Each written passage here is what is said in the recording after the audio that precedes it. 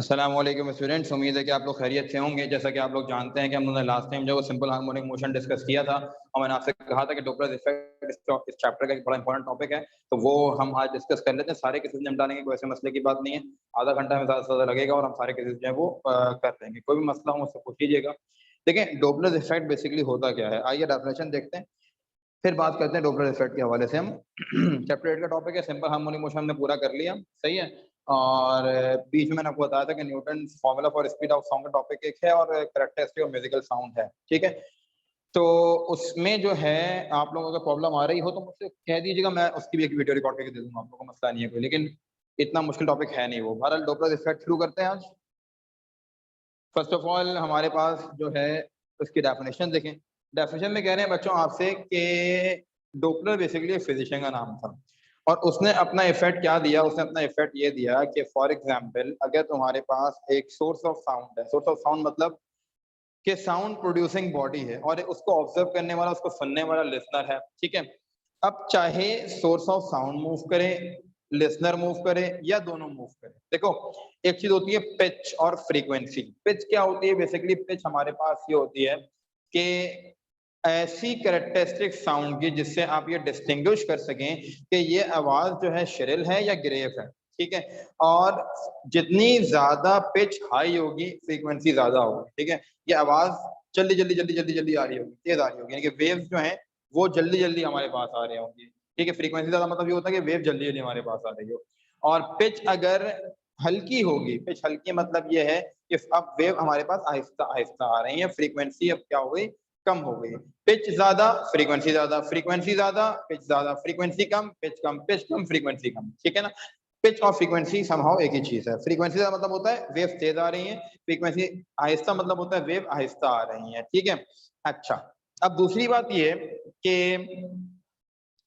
अब डॉपलर ने क्या कहा, डॉपलर ने ये कहा कि जब सोर्स ऑफ साउंड चलता है, लिसनर चलते हैं या दोनों चले, उनकी वजह से सुनने वाले को उसकी पिच और फ्रीक्वेंसी में जो चेंज दिखाई दे, ये जो इफेक्ट प्रोड्यूस हो गया एक कम और ज्यादा होने वाला, ठीक है।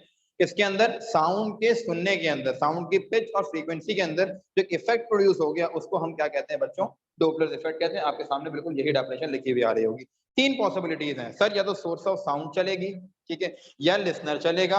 अभी आपके पास लिखा हुआ भी आ रहा होगा, देखिए बोर्ड आप स्क्रीन के ऊपर क्या कह रहे हैं, तीन पॉसिबिलिटीज से हम इसको तस्करा कर सकते हैं। बेशक मैं ना आऊं आपके सामने, लेकिन प्रोजेक्टर पूरा कंप्लीट आना चाहिए आपके सामने। देखें, या क्या हो बेटा कि ये आपके पास तीन पॉसिबिलिटी कौन कौन सी हैं। एक हमारे पास मतलब listener is moving to and the source is at rest, listener चले और सोर्स रेस्ट पे रहे, या कह रहे हैं सोर्स चले लिसनर रेस्ट पे रहे। तीसरी बात कह रहे हैं बच्चों, या तो both listener and source are moving. और डायग्राम देख लें आपसे और इस पे क्लियर हो जाएगी बात। देखें क्या कहना चाह रहा हूं कि ये तुम्हारे पास देखो एम्बुलेंस इस बंदे से दूर जा रही है, ये सोर्स ऑफ साउंड है, बेसिकली दूर जा रही है तो वेव देखो आहिस्ता आहिस्ता पहुंचनी है इसके बाद, फ्रीक्वेंसी अब यहाँ पे आहिस्ता हो गई, लो फ्रीक्वेंसी, ठीक है। इससे करीब जा रही है, अब देखो वेव में करीब करीब आ गई, करीब करीब मतलब क्या हुआ, हाई फ्रीक्वेंसी हो गई। यहाँ पर आ रही है बात समझ में ये वाली। तो बेसिकली ये वेव्स का की फ्रीक्वेंसीज का चेंज होना कहलाता है डॉपलर इफेक्ट। एक बार मैं चेक कर लूं आपके पास बिल्कुल सही आ रहा है, कहीं से कुछ कट तो नहीं रहा जी, बिल्कुल परफेक्ट आपके पास भी शो हो रहा होगा। ऊपर एक शेड पड़ रहा है लाइट का, बस वो जो है मैं बता दूंगा जो भी होगा आपको, बात सही है।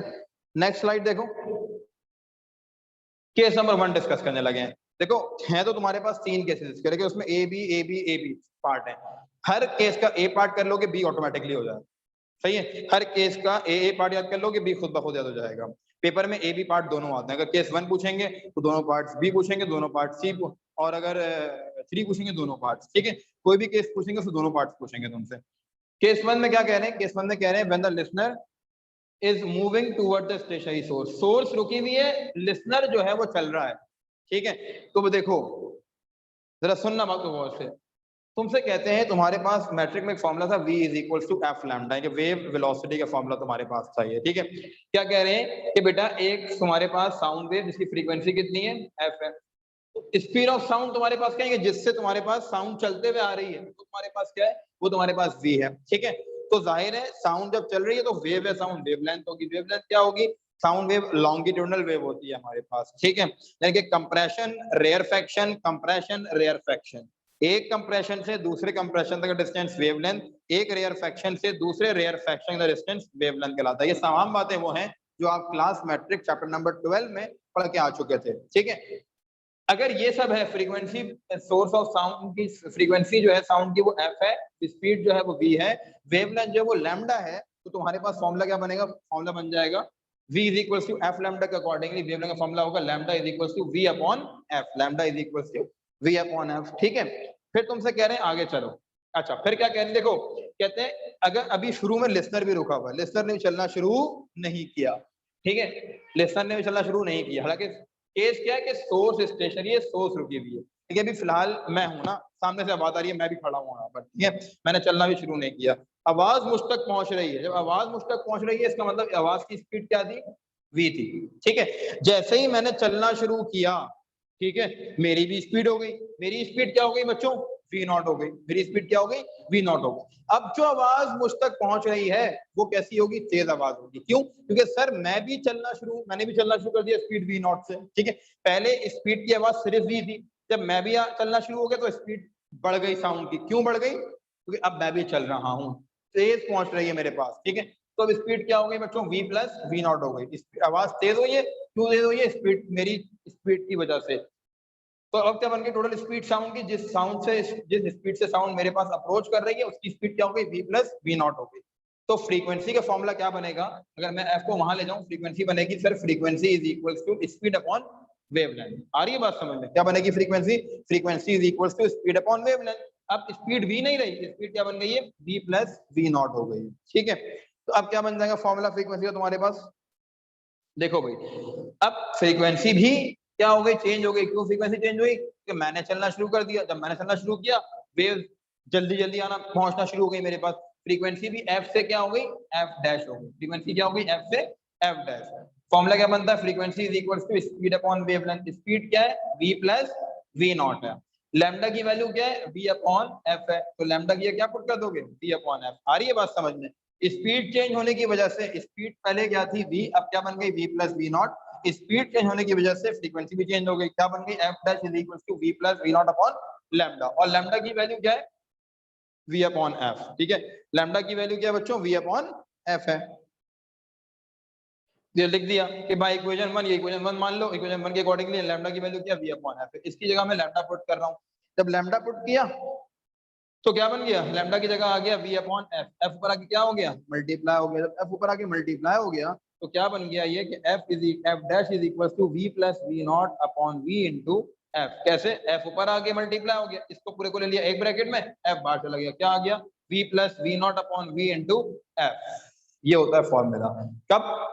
whenever you want to find out the change in frequency when you are moving towards the stationary listener, or you can say when you are moving towards the source when it is at rest, or you can say when you are moving towards the stationary source। जब source रुकी हुई होगी, आप चल के जा रहे होंगे, तो frequency में change आएगा। जो frequency में change आएगा वो कैसे निकालोगे? v plus v naught upon v upon f into f से।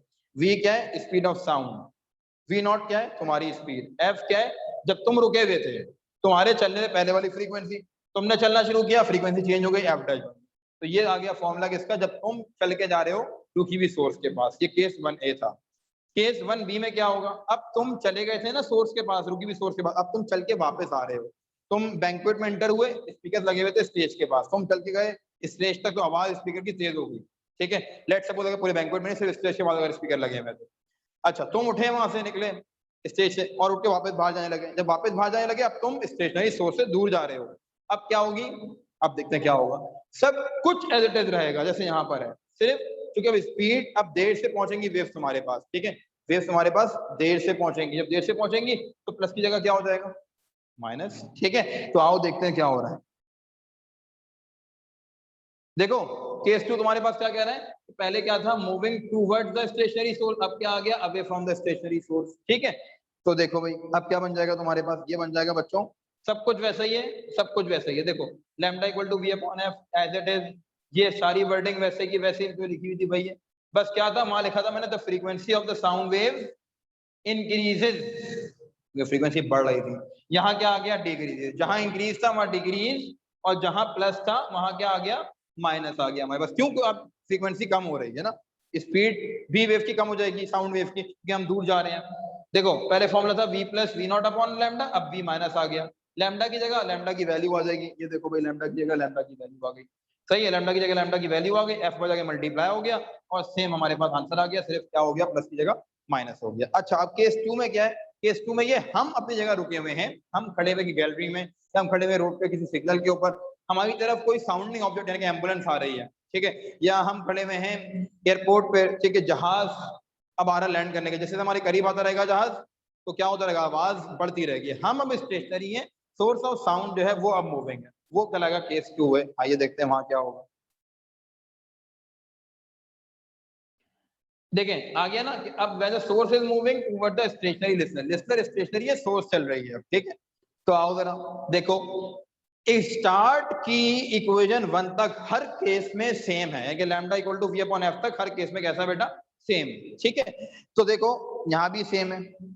अच्छा जनाब यहाँ थोड़ी सी चेंजिंग है, अब देखो जब सोर्स ऑफ साउंड चल के आ रही है ना तो फ्रीक्वेंसी चेंज होने के साथ साथ सर वेवलेंथ भी चेंज हो रही है, क्यों, क्योंकि अब फासला यहाँ स्टेशनरी, ये स्टेशनरी लिसनर है, अब फासला भी कम हो रहा है क्योंकि खुद चल के आ रही है आवाज कहाँ पर, लिसनर के पास, ठीक है, अब क्या हो रहा है, फासला भी कम हो रहा है, फासला मतलब वेवलेंथ भी कम हो रही है, पहले वेवलेंथ क्या थी, वी अपॉन एफ थी, अब क्या हुआ, सोर्स ने चलना शुरू किया लिसनर के पास, तो वेवलेंथ जो पहुंच रही है किसके पास, लिसनर के पास, जो अब वेवलेंथ हो जाएगी वो छोटी हो जाएगी क्योंकि डिस्टेंस छोटा हो गया, पहले थी v अपॉन एफ, अब क्या हो गई we s upon F, V S क्यों आ गया सर, वी एस इसलिए आ गया, वेवलेंथ का फॉर्मूला होता है lambda is equal to v upon f, ठीक है, अब v जो है वो स्पीड ऑफ साउंड है, वी एस जो है वो सोर्स ऑफ साउंड की स्पीड है, मतलब समझ नहीं आई इससे बात की, और सोर्स ऑफ साउंड और साउंड अलग अलग चीजें क्या जी, बिल्कुल अलग अलग चीजें, ऐसे मुराद है इसका कि स्पीकर रखा हुआ है ना गाड़ी के ऊपर एक, ठीक है, अगर तुम स्पीकर का वॉल्यूम बढ़ाओगे, ठीक है, तो तुम क्या कर रहे हो, साउंड की स्पीड बढ़ा रहे हो, ठीक है ना, यानी कि लाउडनेस बढ़ा रहे हो, ठीक है, लेकिन अगर वो ऑब्जेक्ट चल के जा रहा है तो साउंड की स्पीड चेंज नहीं हो रही, सोर्स ऑफ साउंड की स्पीड चेंज हो रही है, एम्बुलेंस चल के जा रही है तो वो उसकी स्पीड क्या होगी, वीएस होगी, सायरन तो वही बज रहा है जो सायरन की स्पीड थी, ठीक है, जो साउंड ट्रेवल कर रही थी वो स्पीड तो कांस्टेंट रहेगी, वो कांस्टेंट ही होती है भी, लेकिन वीएस चेंज हो सकता है कि जिस सोर्स ऑफ साउंड, जो सोर्स ऑफ साउंड की स्पीड है वो क्या है, वीएस है, तो क्या बन जाएगा, अब वेवलेंथ कम हो गई क्योंकि फासला कम हो रहा है तो वेवलेंथ भी कम हो गई, पहले क्या थी v अपॉन एफ थी, सिर्फ सोर्स ऑफ साउंड की स्पीड थी v, अब चूंकि सोर्स ऑफ साउंड ने चलना शुरू कर दिया तो vs उसकी स्पीड है, ये साउंड की स्पीड थी, ये सोर्स ऑफ साउंड की स्पीड थी, vs अपॉन एफ हो गया, आ रही है बात समझ में ये वाली, ठीक है, पहले क्या था v अपॉन एफ, अब क्या हो गया vs अपॉन एफ, सही हो गया मामला यहाँ तक। अब वेवलेंथ कम हो गई, कम वेवलेंथ कैसे निकालोगे, बड़ी वाली वेवलेंथ v अपॉन एफ है, छोटी वाली वेवलेंथ vs अपॉन एफ है, ठीक है, तो इस बड़ी वाली वेवलेंथ में से छोटी वाली वेवलेंथ को क्या कर देंगे, माइनस कर देंगे, ठीक हो गई बात ये वाली, देखिए ये चेंज इन वेवलेंथ है, ये पहले वाली वेवलेंथ जब सोर्स से चलना शुरू नहीं किया, जब चलना शुरू कर दिया तो वेवलेंथ कम हो गई, vs अपॉन एफ बन गई, तो हमने क्या किया, चेंज इन वेवलेंथ निकाला, v अपॉन एफ माइनस vs अपॉन एफ से, सेम फ्रैक्शन है तो फॉर्मूला क्या हो जाएगा, lambda dash is equal to vs minus v minus vs upon f, क्या बन गया, lambda dash is equal to v minus vs upon f बन गया, सही हो गई बात यहाँ तक। अच्छा जनाब फिर देखें, अब सर सिर्फ वेवलेंथ तो चेंज नहीं होगी ना, आवाज भी तेज आना शुरू हो गई, फ्रीक्वेंसी भी चेंज हुई होगी, फ्रीक्वेंसी का फॉर्मूला क्या होता है, स्पीड अपॉन वेवलेंथ, क्या होता है, स्पीड अपॉन वेवलेंथ, ठीक है, तो आओ देखें क्या मतलब वो इस बात, कहते हैं एज द वेवलेंथ डिक्रीज हुई तो फ्रीक्वेंसी क्या हो गई, इंक्रीज हो गई, क्योंकि अब फासला कम हो गया ना, वेवलेंथ कम हुई फ्रीक्वेंसी बढ़ गई, जब फ्रीक्वेंसी बढ़ गई तो क्या, अब पहले फ्रीक्वेंसी एफ की अब क्या हो गई, एफ डैश हो गई, समझ आ रही है बात, फॉर्मूला क्या होगा, एफ डैश यानी frequency equal to speed upon wavelength, wavelength कौन सी होगी, चेंज वाली, चेंज वाली मतलब v minus v s upon f आ जाएगा, इसकी जगह क्या आ जाएगा, v minus v s upon f आ जाएगा, देखो भाई ये आ गया, ये आ गया v minus v s upon f आ गया, एफ पर जाके क्या हो जाएगा, मल्टीप्लाई, तो क्या बन जाएगी आपके पास, f dash is equal to v upon v minus v s into f आ गया, समझ आ गई बात, वाली सिंपल ये वाली बात थी सिर्फ, जब तुम रुके हुए हो सोर्स हमारे पास चल के आ रही है तो पहले वेवलेंथ चेंज होगी, बाद में फ्रीक्वेंसी चेंज होगी, तो फ्रीक्वेंसी चेंज का फॉर्मूला निकालोगे वो फॉर्मूला क्या निकलेगा, v upon v minus v s upon F, v speed of sound in the medium, v S source of sound की स्पीड, और f पहले वाली फ्रीक्वेंसी, सोर्स के चलने से पहले, सोर्स से चलना शुरू किया फ्रीक्वेंसी चेंज हो गई, जिसको हम f डैश से रिप्रेजेंट करते हैं, ठीक है, केस 2 भी सिमिलर यही होगा, जहां जहां इंक्रीज है वहां डिक्रीज, जहां जहां डिक्रीज है वहां इंक्रीज, जहां माइनस है वहां प्लस आ जाएगा। देखें जनाब क्या कह रहा हूं मैं, सब पहली बात तो वही होगी, पहले क्या था moving toward the stationary listener, अब क्या आ गया away from the stationary listener, ठीक है। अच्छा अब देखो, अब तुम्हारे पास क्या होगा कि यहाँ पे क्या हुआ, lambda equal to v upon f, बाकी सब कुछ सेम ही है, वैसे ही का वैसे ही है, ठीक है। अच्छा जनाब, अब पहले वेवलेंथ कम हो रही थी, अब वेवलेंथ बढ़ रही है, ठीक है, क्योंकि दूर जा रही है बॉडी, दूर जा रहा है साउंडिंग ऑब्जेक्ट है सोर्स ऑफ साउंड। पहले वेवलेंथ कम हो रही थी, डिक्रीज हो रही थी, यहाँ लिखा था ना मैंने कि decrease by vs upon vf, अब क्या हो रही है increase by vs upon vf, ठीक है। तो पहले था माइनस, अब क्या आ गया प्लस, तो क्या लिखोगे v plus vs upon f. देखो अगला स्टेप तुम्हारे पास यही होगा, ये देखो भाई अगला स्टेप आ गया, ठीक है। अब चूंकि सर वेवलेंथ हुई है इंक्रीज, वेवलेंथ बढ़ गई क्योंकि बॉडी दूर जा रही है, जब वेवलेंथ इंक्रीज हुई है तो फ्रीक्वेंसी डिक्रीज, यानी आवाज कम हो जाएगी, आवाज कम हो गई मतलब फ्रीक्वेंसी डिक्रीज, अब फ्रीक्वेंसी में चेंज आ गया, फ्रीक्वेंसी में चेंज कैसे निकालते हैं, change in frequency is equal to speed upon wavelength, speed आ गई वेवलेंथ आ गई है, ठीक है। वेवलेंथ की स्पीड क्या है, वेवलेंथ की वैल्यू क्या है, v plus v s upon F है, तो इसकी जगह क्या आ जाएगा v plus v s upon F, ये आ गया v plus v s upon F, ये एफ जाके ऊपर से क्या होगा मल्टीप्लाई, क्या बन जाएगा v upon v plus v S into F, case 2a जैसा ही है, ठीक है। कोई मुश्किल यहाँ तक तुम्हारे पास होने ही नहीं चाहिए वैसे तो पूरी तौर पर।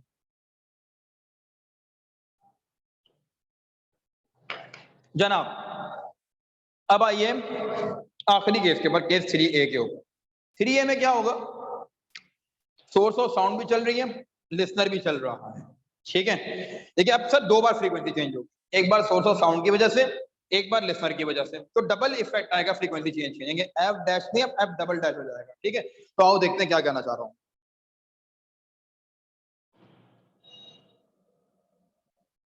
देखिए भाई केस 3 में कह रहे हैं when the both source and the listener moving towards each other, moving towards each other, ठीक है, मूविंग टुवर्ड्स ईच अदर है, तो क्या होगा, पहली लाइन तो वैसी वही होती है lambda equal to v upon F.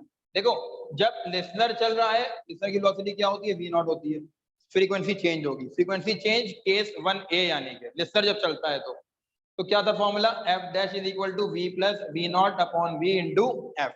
ये कब फॉर्मूला था, जब लिसनर चल के जा रहा था सोर्स के पास, उस वक्त फ्रीक्वेंसी एफ से एफ डैश हो रही थी। अब जब सोर्स भी चल के आ रही है लिसनर के पास, फिर फ्रीक्वेंसी चेंज होगी, ठीक है, फिर फ्रीक्वेंसी चेंज होगी, अब फ्रीक्वेंसी एफ डैश से एफ डबल डैश बन जाएगी, ये देखो बन गई, एफ डैश से क्या बन गई एफ डबल डैश। अभी पढ़कर आए हो केस 2a के अंदर, जब सोर्स चल के जाती है लिसनर के बाद, तो फॉर्मूला क्या होता है फ्रीक्वेंसी चेंज का, v upon v minus v S होता है, ठीक है।